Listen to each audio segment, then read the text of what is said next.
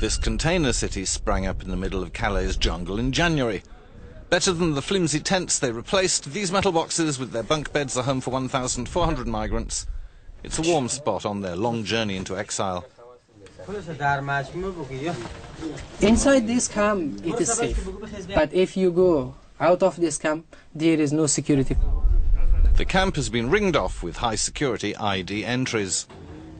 Access codes, palm recognition biometrics, high fences and video cameras have been used to crack down on the jungle's violence, all controlled by an association, La Vie Active.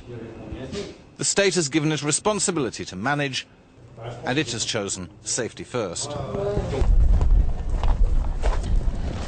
Imagine it if there were no fences and there was no system to record people's handprints. There wouldn't be 12 people to a container, there'd be 40.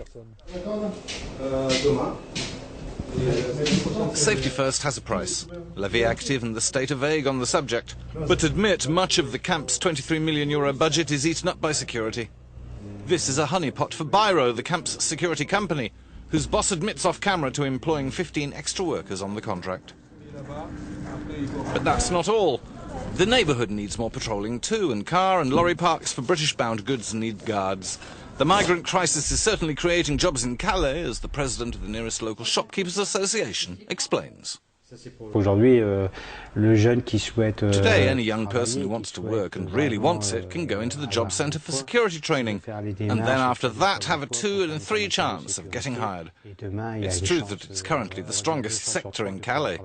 C'est vrai que c'est quasiment le meilleur emploi sur Calais actuellement.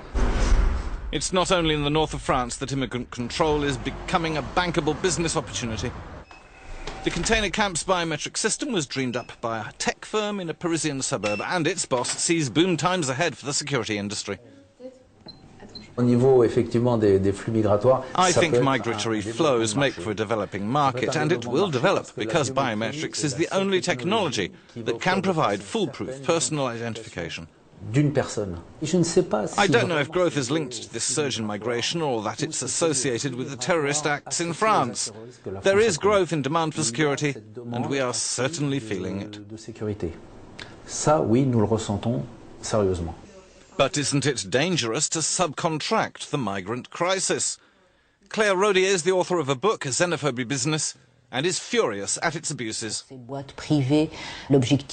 Private companies do not prioritize the state's best practice targets. They're only interested in profits, and that will automatically impact on the material conditions their charges face, conditions that will degrade, and that we have clearly seen degrade in several countries already.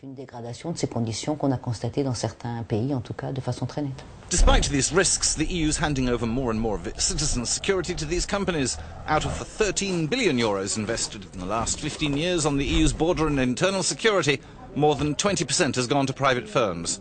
Of course, it's all been taxpayers' money.